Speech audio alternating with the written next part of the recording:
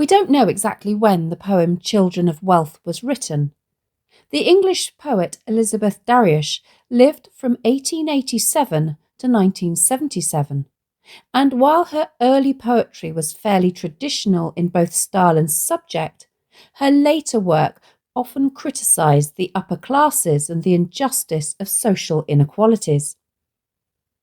In this poem, she explores the moral and emotional consequences of privilege, examining how insulation from hardship can stunt empathy, understanding, and engagement with the wider world.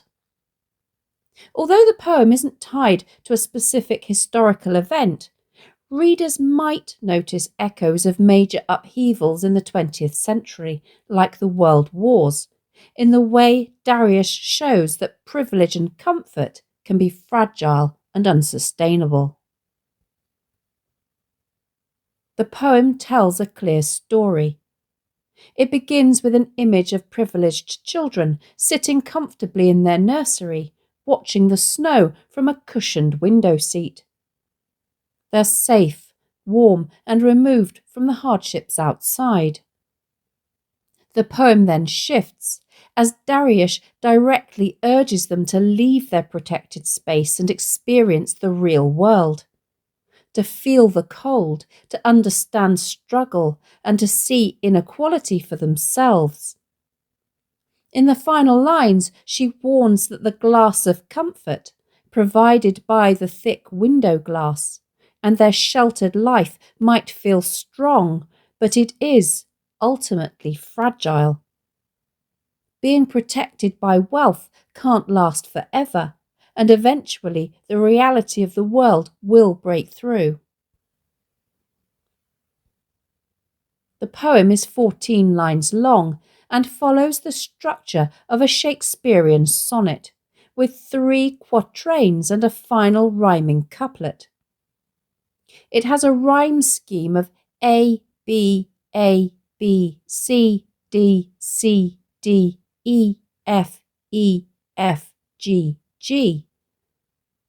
Most rhymes are single or masculine, falling on the stressed final syllable, though Daryush also uses half rhymes.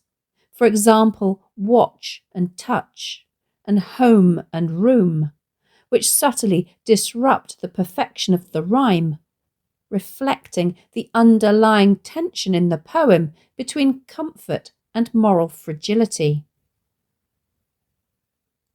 Daryush was renowned for her syllabic verse. Unlike a traditional Shakespearean sonnet, this poem does not use iambic pentameter, di-dum, di-dum, di-dum, di-dum, di-dum.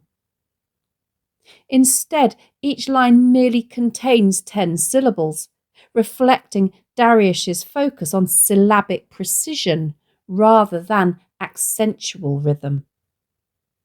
The syllabic meter produces a measured, controlled cadence that mirrors the carefully regulated lives of the children she describes. Note how the length of each stanza decreases throughout the poem, with each stanza half the length of the one before it. This shrinking structure seems to mirror the way the children's world of privilege is slowly closing in on itself. It creates a sense of time running out, subtly hinting at the self-destructive nature of their insulated, overprotected existence. The diminishing stanza lengths build tension and underline the poem's warning that comfort and ignorance are fragile and unsustainable.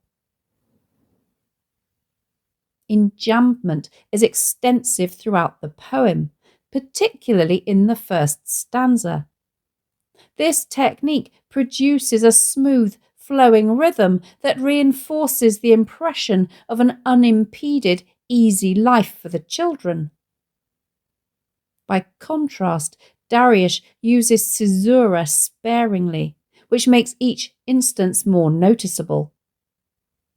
For example, in the first stanza, a pause or caesura after the phrase describing the children's ignorance of winter You cannot tell what winter means, created by a semicolon, delivers the line's moral punch with added emphasis.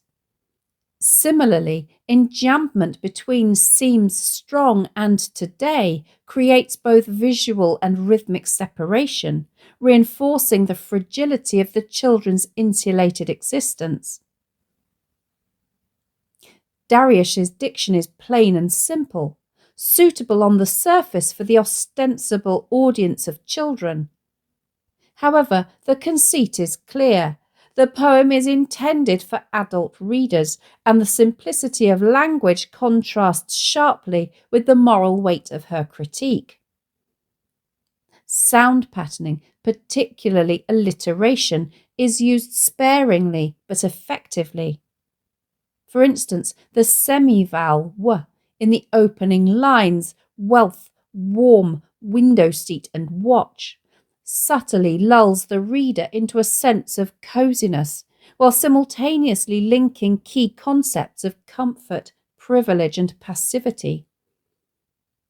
Other sibilant sounds, such as sound, sight, citadel and safe, create either softness or hissing, capturing both the cushioned existence of the children and the poet's disapproval.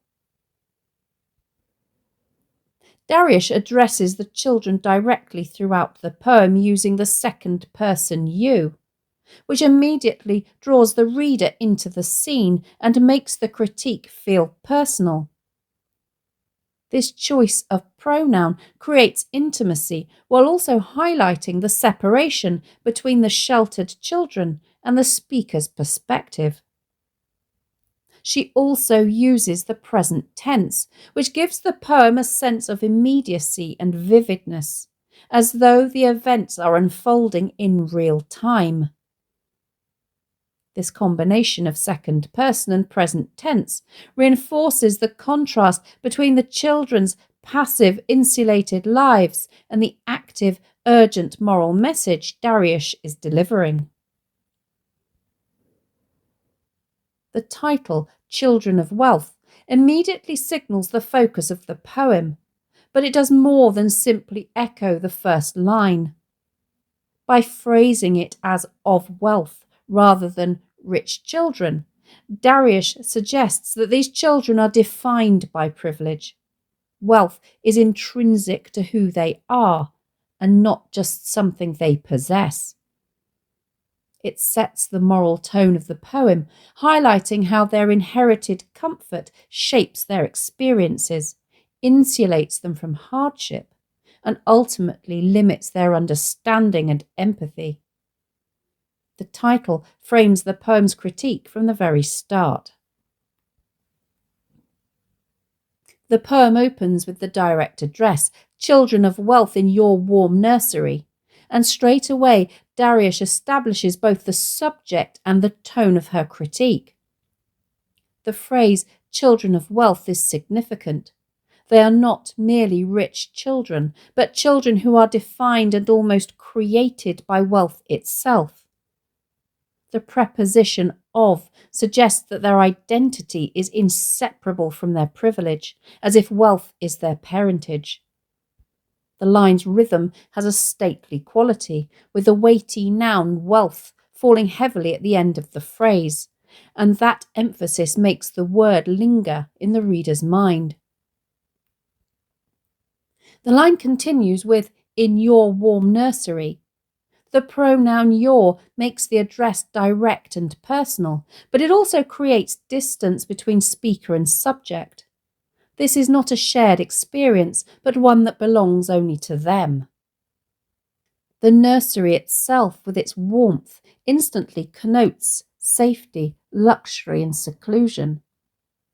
Nurseries are spaces for children, but here it feels less like a place of play and more like a protected enclosure, a reminder that their lives are carefully managed and sheltered.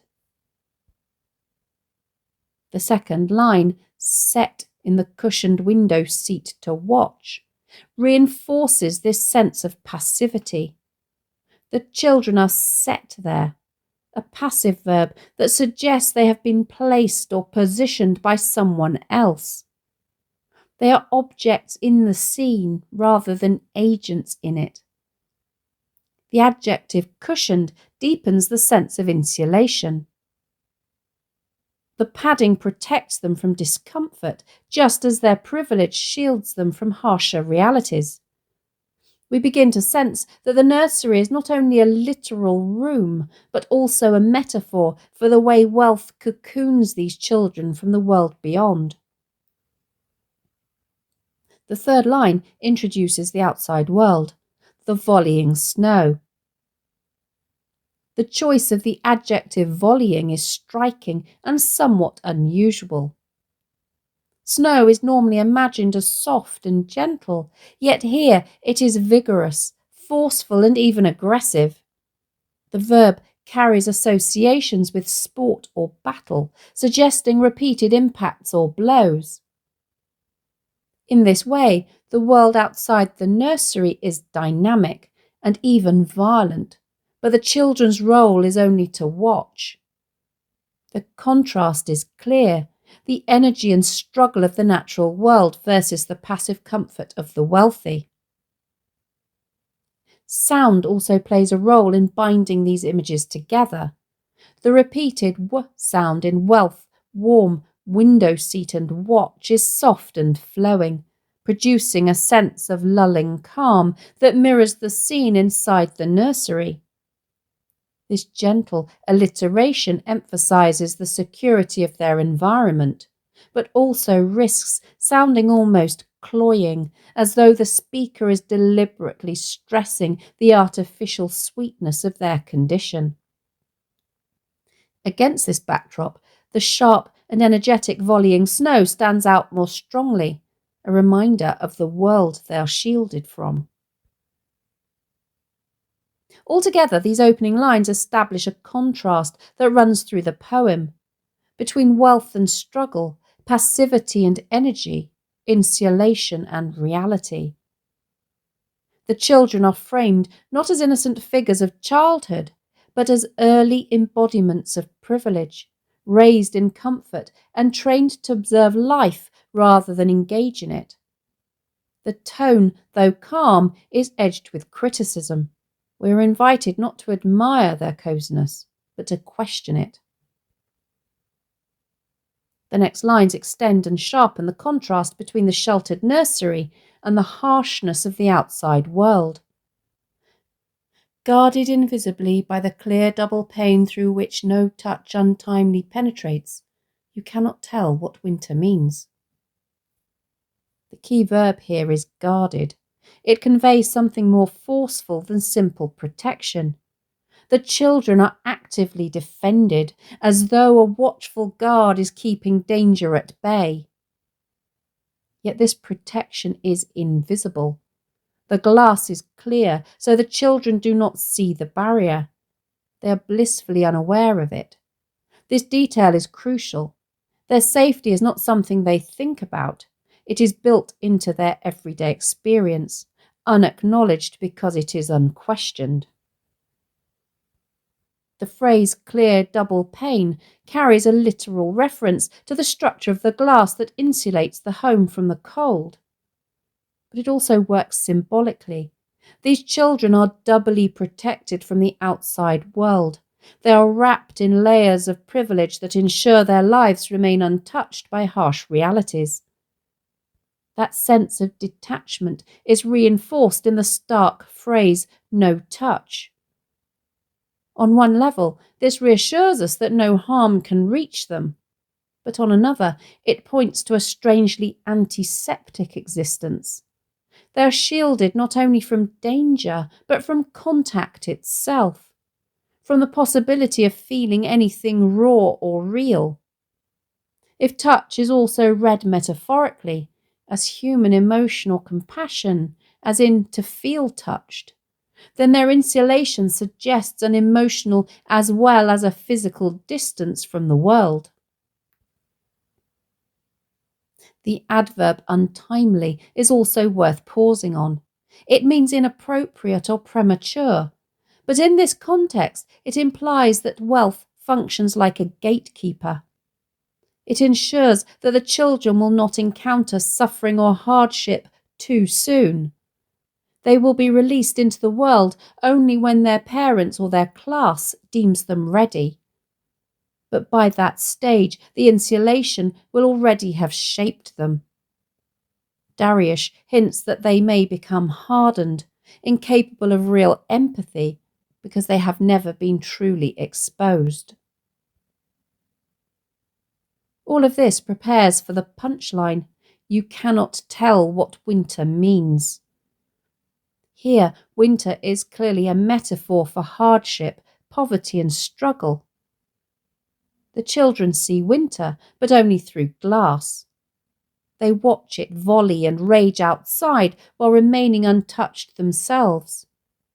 The phrase "you cannot" makes the point uncompromisingly. They do not and are not capable of understanding hardship. They have seen only a sanitized version of it, safely curated from their warm nursery. To be out in the cold is something they will never know. The poem continues. Its cruel truths to you are only sound and sight. Your citadel is safe from feeling and from knowledge too. Here, Daryush makes explicit what has been only implied so far, that these children are sheltered not just from the weather, but from the cruel truths of life itself. The personification of winter as cruel gives it a moral dimension. Cold becomes not just uncomfortable, but punitive, something that tests and exposes vulnerability. Yet, to the children of wealth, those cruel truths are reduced to mere appearances, only sound and sight. They may hear the snow tapping against the panes and see it swirling outside, but they do not feel its sting or suffer its discomforts. The line reinforces the gulf between observing and experiencing, a gulf created by privilege. Its cruel truths to you are only sound and sight throws emphasis onto the phrase "to you." It is as if the poet is saying, for you, this is all winter amounts to, though for others it is a matter of suffering and survival. The implied contrast between "to you" and "to them" highlights the narrowness of their perspective. They are incapable of recognizing the truth because they see only their sanitized version of reality. The metaphor of the citadel then intensifies this critique. A citadel is a fortress, a structure that towers above and looks down on the world beneath it. It suggests not only impenetrability, but also superiority, as though the children live in an ivory tower, detached and elevated above ordinary life. This image has a double edge. What seems like safety is in fact isolation. Daryush underlines the irony in the line, safe from feeling and from knowledge too. To be safe from both feeling and knowledge is not a blessing but a deprivation. These are precisely the things that make us human, that cultivate empathy and understanding. The supposed protection of wealth, then, is revealed as harmful. It shields them from pain, but also robs them of compassion, maturity, and insight. Sound echoes this theme of soft insulation. The sibilance of sound, sight, citadel, and safe could be read as hissing, a note of contempt from the poet. But equally, the soft, hushed quality of the repeated s sound may evoke the gentle, muffled texture of their lives, smoothed down, silenced, and protected from any harsh edges. This ambiguity is telling. Their existence is both contemptible and cushioned, both criticizable and enviably comfortable. In these lines, Daryush sharpens the irony of privilege. The fortress of wealth does not simply shield the children from harm, but also from the very experiences that might allow them to connect with the rest of humanity. At this point, the sonnet pivots. Up to now, Daryush has been describing their insulated lives. But in this third quatrain, which she sets apart as a stanza in its own right to emphasize the volta, the tension increases. She switches into the imperative mood. Go down, go out to elemental wrong, waste your 2 round limbs, tan your skin too white. The very form of these commands feels urgent and uncompromising. The repetition of go emphasizes movement, downwards and outwards, in sharp contrast to the children's static existence set in the cushioned window seat. The phrase go down might literally refer to going downstairs, since nurseries were often on the upper floors of large houses. But metaphorically, it recalls the citadel of the previous stanza, the fortress of privilege. The poet is commanding them to descend from their lofty tower, to step into the reality they have been shielded from. The phrase elemental wrong is especially rich. On one level, it points to the elements themselves, the raw forces of wind, snow, and cold. The children must confront these elements directly, instead of observing them through glass. But the word wrong also hints at something moral, an injustice. Daryush suggests that it is fundamentally wrong that only the poor must suffer the cruel truths of winter, while the wealthy remain untouched. To go out to elemental wrong is therefore both a literal instruction to face the weather and a figurative call to encounter social inequality. The verb waste sharpens this demand. It does not mean to squander, but to lose weight, to waste away. The poet implies that these children's bodies are too well fed, too round, shaped by excess and abundance. She urges them to lose that surplus, to understand what hunger feels like. Likewise, their skin is too white, a marker of their seclusion indoors. In earlier centuries, pale skin was a sign of beauty and status because it proved one did not labour outside. But here, Daryush exposes its hollowness. She tells them to tan that whiteness to gain the mark of those who must work in all weathers. The bite of these lines comes from their irony. She is not gently inviting the children into the snow for play, but sternly insisting that only through deprivation, cold, hunger, and labour can they learn what life actually means. This is the sharpest break so far. The comfortable cocoon is rejected, and the voice of the poem demands engagement with hardship. The glass of comfort, ignorance, seems strong today, and yet perhaps this very night you'll wake to horror's wrecking fire. Your home is wired within for this, in every room. Once again, Daryush invokes the image of the window, but now she explicitly names its symbolic weight. The glass of comfort is immediately clarified as ignorance. The metaphor is striking. The children's safety, warmth, and privilege have insulated them from reality. But Daryush suggests that this insulation is both fragile and deceptive. The glass seems strong today. It appears impenetrable, yet the verb seems introduces doubt. Strength is only superficial. The phrase and yet signals an impending rupture. The comfort of wealth is temporary and illusory. Daryush extends the metaphor through imagery of heat and fire. Earlier, the nursery's warmth suggested coziness, provided by literal and metaphorical insulation. Here, the warmth is electric. It is wired within, but this internal wiring carries potential danger. It may short circuit, leading to horrors wrecking fire. The word horrors intensifies the sense of destruction, transforming comfort into catastrophe. The home, previously a symbol of protection and privilege, is revealed to be volatile. The very system that shields the children could betray them. There's a strong suggestion of unsustainability.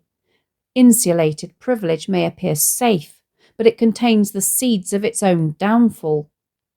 The metaphor of internal wiring also implies self-combustion. The home, and by extension the children's insulated lives, are wired within for this. They are prepared for eventual collapse. Daryush seems to argue that the very structure of wealth and ignorance carries inherent risk. If one lives only in comfort and separation, reality will eventually break through, violently and unexpectedly. Historically, this could resonate with events in Daryush's lifetime. Born in 1887 and writing well into the 20th century, she lived through both world wars, events that were social levelers, exposing fragility in social structures and shattering the assumed invulnerability of the wealthy. Though we cannot be certain she is explicitly referencing the wars here, the metaphor of sudden destruction carries that resonance. Privilege insulated from reality is always precarious, and eventual confrontation with suffering or catastrophe is inevitable. In these closing lines, Daryush synthesizes her critique of wealth, comfort, and ignorance. The children's cocooned lives are shown to be both morally and practically fragile. The warmth that once protected them is revealed as a trap, and the poem ends with a warning. The insulation of privilege cannot last, and the consequences of detachment from the real world may be devastating. Thanks for watching. If you have any questions, please let me know in the comments section below, and I'll do my best to answer them. Don't forget to subscribe to my channel for more videos on English language topics and exam techniques, and English literature texts.